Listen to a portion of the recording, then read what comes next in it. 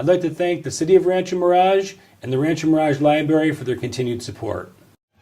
Welcome to the World Report Economic Update. Russia buys over 800,000 ounces of gold after dumping U.S. Treasuries in July. And Texas has just exported more oil than it's imported for the first time ever.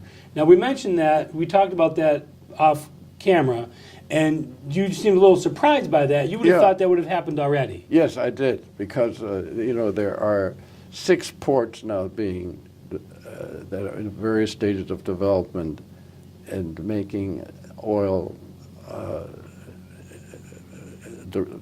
oil derivatives that they can ship wherever they, in addition to oil itself.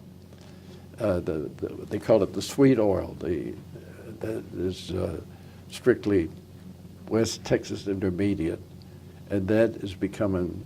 We are now. Do you know that we are now the #1 producer of oil or oil derivatives in the world today? We are ahead of Saudi Arabia. We are ahead of Russia. That's fantastic. Yeah.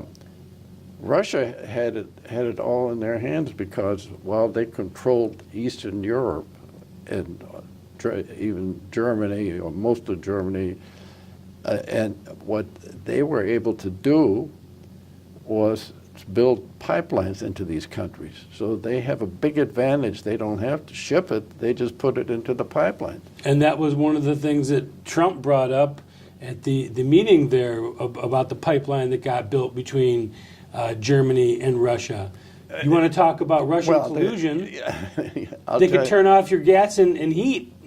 Well, Russia has never had an economy of any kind. You go back to the Tsars, they had a better economy there because they were more of a typical Western country in that sense. If you take oil away from Russia, you got a very poor country. They have 147 million people. They are the largest by far. Landmass? Absolutely. But a lot of it's uninhabitable, too. Do you know who's second? Canada. A lot of that's uninhabitable as well. That's my point, exactly. But this may be getting a little off but it's very interesting that Hitler made the same mistake that Napoleon made. You cannot defeat a country like Russia. He didn't even know that Russia had a major production capability behind the Ural Mountains, where they were making airplanes, tanks, guns, everything. And they kept it so secret. He didn't realize. He thought the Russia was still the old Russia where they were shooting at him with.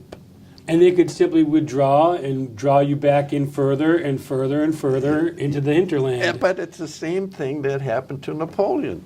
Napoleon was a dictator of Europe. He thought it would be easy for him. He'd crush Russia and then he would be in control of everything. Well, guess what? They withdrew him and he was lucky to get out alive. 500,000 Frenchmen didn't. And the Russian winters are not something that you want to mess around with. No, that's right. I don't know how this happened, but you know that the first winter, 41-42, when it looked like the Germans had apparently won the war in the western part of Russia, it turned out to be the worst winter ever. It's like divine intervention. They can claim that. So what do you make of Russia dumping the U.S. Treasuries? Is that in retaliation to the sanctions that Trump is putting on them? Well, they feel that by doing that, they're sending a message? They're sending a message. That's all they can do. And they're buying gold because gold got way down. Gold was starting to come down quite a bit from its high point. I think it was as high as 1,500 at one time, and then we got down to, it looked like it was going as low as down to 1,000 per ounce. Now it's coming back. I remember the days when it was 200. No, that's true. I'd say you're talking in the last decade. Yes. Yeah. You know what I get a kick out of some of these ads they have by movie stars and so on, say, oh, you've got to buy silver because all the basic new methods of solar panels are made from silver. So without it, you can't have any solar panels. Well, they don't even know what they're talking about because, first of all, that's not true. And secondly, look at the price of silver. It's still $15 an ounce, and it has been there and stayed there, and it's not getting any higher. And even if you didn't have it, they'll find another product to make the panels out of. You don't have to make it out of silver. You know, I look at these ads because I think I'm a little better, not educated, but knowledgeable about what goes on in economics. But most people don't have a clue. They really don't understand. To talk to people. Well, but don't you think that people are concerned about our debt and our deficit and the dollar? And No, look at the lira. No, and I don't.